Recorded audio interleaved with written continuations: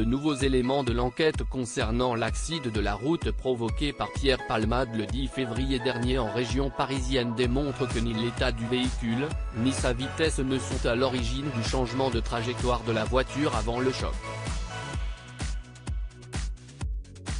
De nouveaux éléments viennent d'être apportés ce jeudi 25 mai concernant l'accident de la route provoqué par Pierre Palmade le 10 février dernier en Seine-et-Marne, qui a fait 3 blessés graves. L'expertise menée sur la carcasse de la voiture de l'humoriste, qui pour rappel était sous l'emprise de stupéfiants, a démontré que la vitesse n'était pas en cause dans l'accident qui l'a provoqué. Une information rapportée par nos confrères de BFM TV, qui ajoute qu'aucun problème mécanique n'a été relevé par les experts. Ce n'est donc ni l'état du véhicule, ni sa vitesse, qui peuvent expliquer pourquoi le natif de Bordeaux a dévié de sa trajectoire peu avant le choc. À noter qu'un autre élément de taille dans cette enquête avait été révélé par la chaîne d'information en continu, à savoir le SMS reçu par l'humoriste alors qu'il était au volant juste avant l'impact.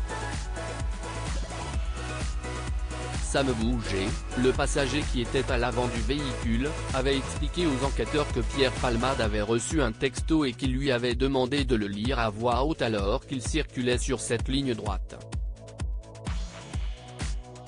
Les résultats des analyses avaient alors démontré que ce n'est pas la réception de ce texto, à savoir la sonnerie du téléphone, qui a conduit l'humoriste à changer de trajectoire.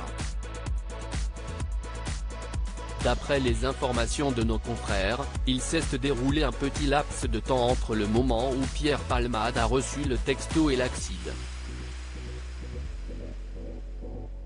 Ce qui exclut ainsi l'hypothèse selon laquelle la réception de ce texto puisse être la cause de l'accident.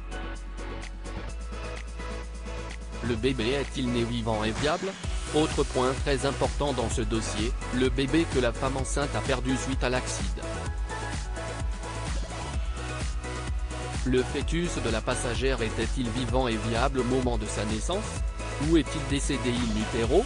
Si le fœtus est mort in utero, la justice ne pourra pas retenir la qualification pénale d'homicide involontaire à l'encontre de Pierre Palmade, indique BFM TV. Impossible pour le moment de connaître la vérité. D'après les informations de nos confrères, la juge chargée d'instruire ce dossier a mandaté un collège d'experts afin de réaliser des analyses plus poussées.